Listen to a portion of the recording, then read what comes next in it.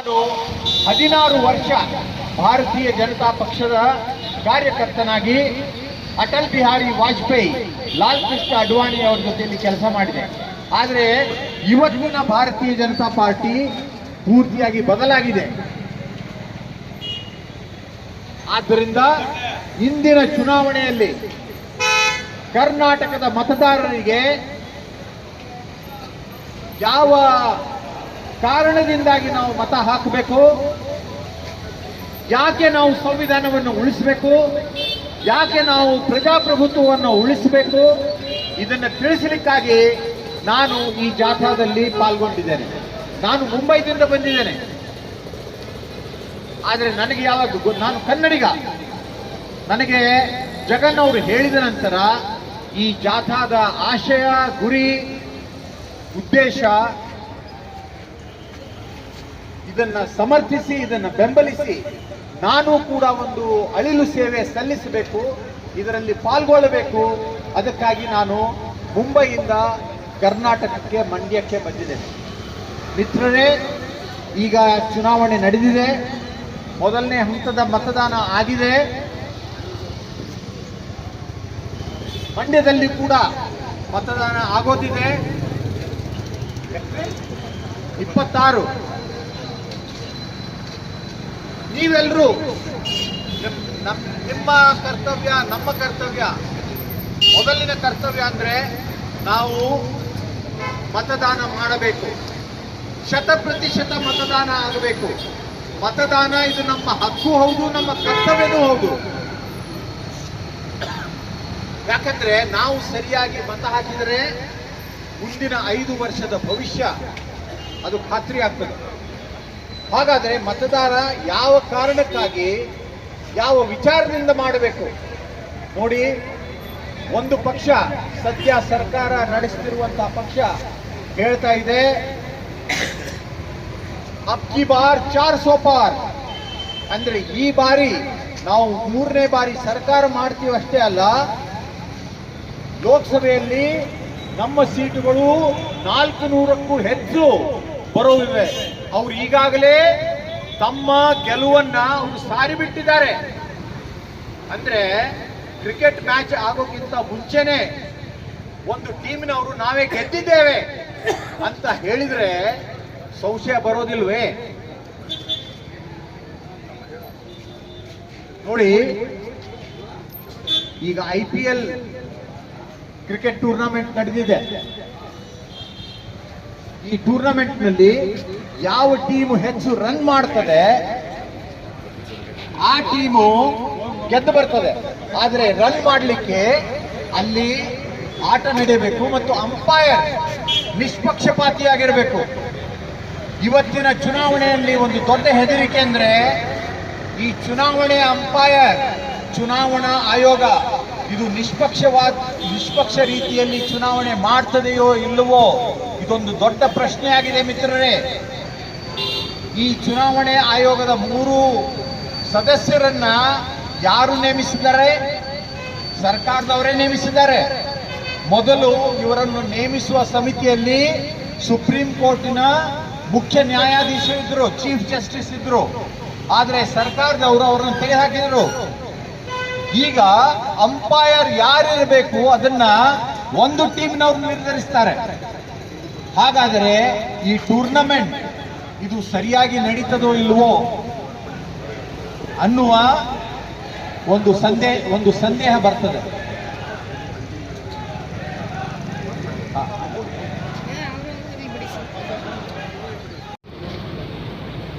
ಈಗ ನಮ್ಮ ಕಾರ್ಯಕ್ರಮ ನಡೆದಾಗಲೇ ಮತ್ತೊಂದು ಪಕ್ಷದವರು ಅವರು ಕೂಡ ಒಂದು ಮೆರವಣಿಗೆ ನಡೆಸಿದರು. ಆ ಮೆರವಣಿಗೆಯಲ್ಲಿ ಇತ್ತೀಚೆಗೆ ಕೆಲವೇ ದಿನಗಳ ಹಿಂದೆ ಹುಬ್ಬಳ್ಳಿಯಲ್ಲಿ ನಡೆದಂಥ ಒಂದು ಬೀಭತ್ಸ ಘಟನೆ, ಅದನ್ನ ಧಿಕ್ಕರಿಸಲಿಕ್ಕೆ ಮೆರವಣಿಗೆ ತೆಗೆದರು. ನಾವು ಕೂಡ ಅದನ್ನು ಧಿಕ್ಕರಿಸ್ತೇವೆ. ಒಬ್ಬ ತರುಣಿಯನ್ನ ಮತ್ತೊಬ್ಬ, ಅವನು ಯಾರು, ಯಾಕೆ ಮಾಡಿದ ಗೊತ್ತಿಲ್ಲ, ಆದರೆ ಅವನ ಹತ್ಯೆ, ಅವನ ಕೊಲೆ ಮಾಡುವ ರೀತಿ, ಅದನ್ನು ನಾವು ಕೂಡ ಅಷ್ಟೇ ತೀವ್ರವಾಗಿ, ಗಂಭೀರವಾಗಿ, ಪ್ರಾಮಾಣಿಕವಾಗಿ ಅದನ್ನು ನಾವು ಧಿಕ್ಕರಿಸ್ತೇವೆ. ಆದರೆ ಆ ಕೊಲೆ ಮಾಡಿದವನ ಧರ್ಮ ಹೇಳಿ ಮತ್ತೊಮ್ಮೆ ಈ ಚುನಾವಣೆಯ ಸಂದರ್ಭದಲ್ಲಿ ಸಮಾಜವನ್ನ ಧ್ರುವೀಕರಿಸುವ, ಸಮಾಜವನ್ನ ವಿಭಜಿಸುವ ಕೆಲಸ ಆಗಬಾರದು. ಅದನ್ನು ನಾವೆಲ್ಲ ಗಮನಿಸಬೇಕು. ಯಾಕಂದ್ರೆ ಈ ತರದ ಘಟನೆಗಳಾಗ್ತವೆ, ಇವೆಲ್ಲ ದುರಂತದ ಘಟನೆಗಳು. ಇವುಗಳನ್ನು ನಾವು ಧಿಕ್ಕರಿಸಬೇಕು ಮತ್ತು ಯಾರು ಅಪರಾಧ ಮಾಡಿದ್ದಾರೆ ಅವರಿಗೆ ಅತ್ಯಂತ ಉಗ್ರವಾದ ಶಿಕ್ಷೆ ಸಿಗಲೇಬೇಕು. ಆದರೆ ಚುನಾವಣೆ ಸಂದರ್ಭದಲ್ಲಿ ಆ ವ್ಯಕ್ತಿಯ ಧರ್ಮ ಹೇಳಿ ರಾಜಕಾರಣ ಮಾಡುವುದು ಸರಿಯಲ್ಲ. ಈಗ ನನ್ನ ಮಾತುಗಳನ್ನು ನಾನು ಮುಂದುವರಿಸ್ತೇನೆ ಮಿತ್ರರೇ. ನಾನು ಹೇಳ್ತಾ ಇದ್ದೆ, ನಾನು ಮೊದಲು ಬಿಜೆಪಿಯಲ್ಲಿ ಇದ್ದವನು, ಆದರೆ ಈಗ ಇಲ್ಲ. ಈಗಿನ ಬಿಜೆಪಿಗೂ ವಾಜಪೇಯಿ ಅವರ ಬಿಜೆಪಿಗೂ ಬಹಳ ದೊಡ್ಡ ಅಂತರವಿದೆ. ವಾಜಪೇಯಿ ಅವರು, ಅಡ್ವಾಣಿ ಅವರು ಪ್ರಜಾಪ್ರಭುತ್ವದ ರಕ್ಷಣೆಗಾಗಿ ಹೋರಾಡಿದವರು. ತುರ್ತು ಪರಿಸ್ಥಿತಿ ಅಂದ್ರೆ ಎಮರ್ಜೆನ್ಸಿ. 1975ರಲ್ಲಿ ನಮ್ಮ ದೇಶದಲ್ಲಿ ಎಮರ್ಜೆನ್ಸಿ ಘೋಷಣೆಯಾದಾಗ 19 ತಿಂಗಳು ಸಾವಿರಾರು ವಿರೋಧಿ ಪಕ್ಷಗಳ ನಾಯಕರನ್ನ, ಕಾರ್ಯಕರ್ತರನ್ನ ಜೈಲಿಗೆ ಹಾಕಿದ್ರು. ಆ ಜೈಲಿಗೆ ಹೋದವರಲ್ಲಿ ಇವರು ಕೂಡ ಇದ್ರು. ಪ್ರಜಾಪ್ರಭುತ್ವ ಹೋರಾಟ ರಕ್ಷಣೆಗಾಗಿ ಹೋರಾಟ ನಡೆಸಿದ ನಾಯಕರ ಪಕ್ಷ ಆಗಿನದು. ಆದರೆ ಇವತ್ತು ಪ್ರಜಾಪ್ರಭುತ್ವವನ್ನೇ ಹತ್ತಿಕ್ಕಲಿಕ್ಕೆ ನಡೆದಂತಹ ಪಕ್ಷ ಇವತ್ತಿನ ಪಕ್ಷ. ನೋಡಿ, ಪಾರ್ಲಿಮೆಂಟ್ ಚುನಾವಣೆ ಆಗೋದಿದೆ. ಈ ಚುನಾವಣೆಯಲ್ಲಿ ಒಂದು ವೇಳೆ ಅವರಿಗೆ ಮತ್ತೊಮ್ಮೆ ಇಂಥ ಭಾರಿ ಬಹುಮತ ಸಿಕ್ಕರೆ, ಸಿಗೋದಿಲ್ಲ, ಆದರೆ ಸಿಕ್ಕರೆ ನಮ್ಮ ದೇಶದ ಸಂವಿಧಾನವನ್ನ ಅವರು ಉಳಿಸುವುದಿಲ್ಲ. ಆ ಒಂದು ಒಳಗಿನ ಚರ್ಚೆ ಅವರಲ್ಲಿ ಈಗಾಗಲೇ ಶುರುವಾಗಿದೆ. ಸಂವಿಧಾನವನ್ನ ಬದಲು ಮಾಡ್ತಾರೆ. ಇದರ ಅರ್ಥ ಏನು? ಪ್ರಜಾಪ್ರಭುತ್ವದ ಹಕ್ಕುಗಳನ್ನ, ಸ್ವಾತಂತ್ರ್ಯಗಳನ್ನ, ಅಧಿಕಾರಗಳನ್ನ ಅವರು ಮೊಟಕುಗೊಳಿಸ್ತಾರೆ. ಸಂವಿಧಾನ ಬದಲಾದರೆ ಈ ಯಾವ ರೀತಿ ನಾವು ಚುನಾವಣೆಯ ಸಮಯದಲ್ಲಿ ಈ ತರದ ಬೀದಿ ಸಭೆಗಳನ್ನು ಮಾಡ್ತಾ ಇದ್ದೇವೆ, ಸ್ಟ್ರೀಟ್ ಕಾರ್ನರ್ ಮೀಟಿಂಗ್, ಸಾಧ್ಯವಿಲ್ಲ. ಇಲ್ಲಿ ಕೆಲವರು ಪತ್ರಕರ್ತರಿದ್ದಾರೆ. ಆ ಪತ್ರಕರ್ತರಿಗೆ ನಾನು ಹೇಳ ಬಯಸ್ತೇನೆ, ಸಂವಿಧಾನ ಬದಲಾದರೆ ನಮ್ಮ ದೇಶದಲ್ಲಿ ವಿಚಾರ ಸ್ವಾತಂತ್ರ್ಯವಾಗಲಿ, ಪತ್ರಿಕಾ ಸ್ವಾತಂತ್ರ್ಯವಾಗಲಿ ಸಾಧ್ಯವಿಲ್ಲ. ಸರ್ಕಾರ ತೆಗೆದುಕೊಳ್ಳುವ ತಪ್ಪು ಕ್ರಮಗಳ ವಿರುದ್ಧ ಹೋರಾಡುವ ಅಧಿಕಾರ, ನಾಗರಿಕರ ಅಧಿಕಾರ ಹೋಗಿಬಿಡುತ್ತದೆ. ನೀವೇನಾದರೂ ಪ್ರತಿಭಟನೆ ಮಾಡಿದರೆ, ನಿಷೇಧ ಮಾಡಿದರೆ ನಿಮ್ಮನ್ನ ಜೈಲಿಗೆ ಹಾಕ್ತಾರೆ. ಅಂಥ ಭವಿಷ್ಯ ನಮಗೆ ಬೇಕಾ? ನಮ್ಮದು ಇಡೀ ಜಗತ್ತಿನಲ್ಲಿ we are the largest democracy today friends. ಇವತ್ತು ಇಡೀ ಜಗತ್ತಿನಲ್ಲಿ ಜನಸಂಖ್ಯೆಯ ದೃಷ್ಟಿಯಿಂದ ನಮ್ಮದು ಎಲ್ಲಕ್ಕಿಂತ ದೊಡ್ಡ ದೇಶ. ನಾವು ಚೀನಾಕ್ಕಿಂತ ಮುಂದೆ ಹೋಗಿದ್ದೇವೆ. ಅದೇ ರೀತಿ ಪ್ರಜಾಪ್ರಭುತ್ವದ ದೃಷ್ಟಿಯಿಂದ ನಮ್ಮದು ಅತಿ ದೊಡ್ಡ ದೇಶ. ಇದು ಜಗತ್ತು ನಮ್ಮನ್ನ ಯಾಕೆ ಗೌರವಿಸ್ತದೆ ಅಂದ್ರೆ, we are the largest democracy, we are a free society. ನಮ್ಮದು ಮುಕ್ತ ದೇಶ. ಇಲ್ಲಿ ಬೇರೆ ಬೇರೆ ವಿಚಾರದವರಿಗೆ, ಬೇರೆ ಬೇರೆ ಮತದವರಿಗೆ ತಮ್ಮ ಮತ ಪ್ರಕಟಣೆಗೆ ಸ್ವಾತಂತ್ರ್ಯವಿದೆ. ಈ ವಚನ ಸಂವಿಧಾನ ಜಾಥಾದಲ್ಲಿ ಬಹುತ್ವ ಉಳಿಸಿ ಅನ್ನುವ ಮಾತನ್ನು ಹೇಳಿದ್ದಾರೆ. ಬಹುತ್ವ ಅಂದ್ರೆ ಏನು? ವಿಚಾರದಲ್ಲಿ, ಧಾರ್ಮಿಕ ಕ್ಷೇತ್ರದಲ್ಲಿ, ಸಾಂಸ್ಕೃತಿಕ ಕ್ಷೇತ್ರದಲ್ಲಿ ವಿವಿಧ ಮತಗಳ, ವಿವಿಧ ಪ್ರವಾಹಗಳ ಜನ ಇದ್ದಾರೆ. ಎಲ್ಲರನ್ನೂ ನಾವು ಗೌರವಿಸಬೇಕು. ಎಲ್ಲರನ್ನೂ ಗೌರವಿಸುವ ಸಂಸ್ಕೃತಿ ಇದು ಭಾರತದ ಸಂಸ್ಕೃತಿ. ಭಾರತದ ಸಂಸ್ಕೃತಿ ಒಂದೇ ಧರ್ಮದವರಲ್ಲ, ಒಂದೇ ಮತದವರಲ್ಲ. ಆದ್ದರಿಂದ ಮಿತ್ರರೇ, ಈ ಚುನಾವಣೆಯಲ್ಲಿ ನಾವು ಈ ಸರ್ವಾಧಿಕಾರಶಾಹಿ ಶಕ್ತಿಗಳನ್ನ ಸೋಲಿಸಲಿಕ್ಕೆ ನಾವು ಮತ ಹಾಕಬೇಕು. ಈ ಶಕ್ತಿಗಳು ಏನ್ ಹೇಳ್ತಾರೆ? ನಾವು ಭ್ರಷ್ಟಾಚಾರ ನಿರ್ಮೂಲನೆ ಮಾಡ್ತೇವೆ, ಭ್ರಷ್ಟಾಚಾರ ನಿರ್ಮೂಲನೆ ಮಾಡುವ ಇವರ ಪದ್ಧತಿ ಏನ್ ಗೊತ್ತಾ? ಇದು ವಾಷಿಂಗ್ ಮಷಿನ್ ಪದ್ಧತಿ. ಅಂದ್ರೆ ಯಾರು ಇವರ ಜೊತೆಯಲ್ಲಿ ಬರ್ತಾರೆ ಅವರು ಭ್ರಷ್ಟಾಚಾರ ಮುಕ್ತರಾಗ್ತಾರೆ, ಅವರೆಲ್ಲ ಸಜ್ಜನರಾಗ್ತಾರೆ. ವಿರೋಧಿಗಳ ಅವರ ವಿರುದ್ಧ ಮಾತ್ರ ಕ್ರಮ ಕೈಗೊಳ್ಳುವವರು. ಇವತ್ತು ನಮ್ಮ ದೇಶದ ಇಬ್ಬರು ಮುಖ್ಯಮಂತ್ರಿಗಳು ಅವರು ಜೈಲಿನಲ್ಲಿದ್ದಾರೆ. ಚುನಾವಣೆ ನಡೆದಿದೆ. ಈ ಚುನಾವಣೆ ನಡೆದಾಗಲೇ ಇಬ್ಬರು ಮುಖ್ಯಮಂತ್ರಿಗಳು ಪ್ರಜಾಪ್ರಭುತ್ವ ರೀತಿಯಿಂದ ಆರಿಸಿ ಬಂದಂತಹ ಮುಖ್ಯಮಂತ್ರಿಗಳನ್ನ ಕೇಂದ್ರ ಸರ್ಕಾರ ಜೈಲಿನಲ್ಲಿ ಹಾಕಿದೆ.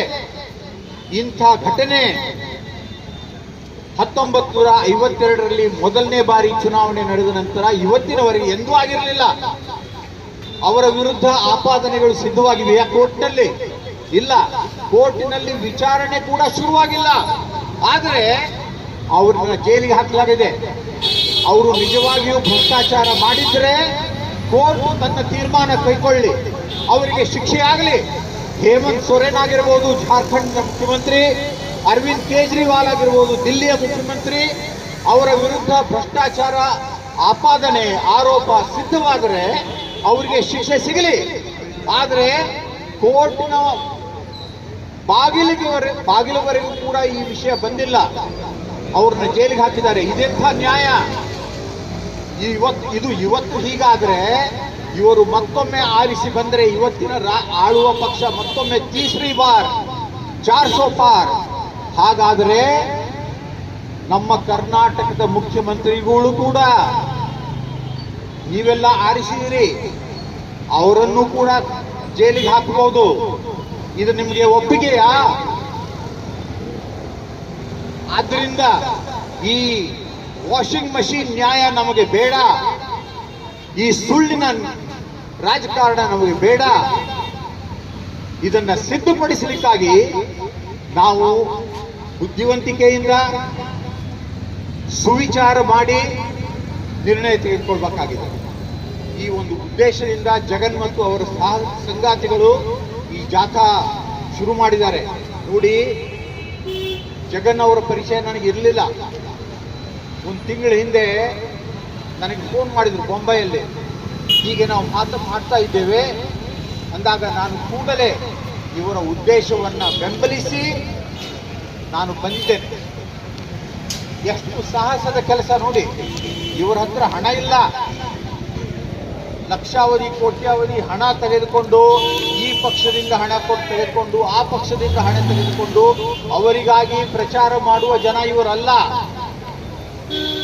ತಮ್ಮ ನಂಬಿಕೆಯಿಂದ ತಮ್ಮ ವಿಚಾರದ ಬದ್ಧತೆಯಿಂದಾಗಿ ಅವರು ಈ ಜಾಥಾ ತೆಗೆದಿದ್ದಾರೆ.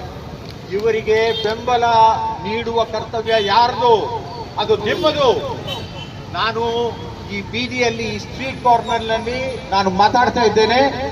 ನಾನು ಮಂಡ್ಯದ ನಾಗರಿಕರಿಗೆ, ಮಂಡ್ಯದ ಈ ಎಲ್ಲ ಶಾಪ್ಕೀಪರ್ಸ್, ಈ ಅಂಗಡಿಯ ಮಾಲೀಕರಿಗೆ,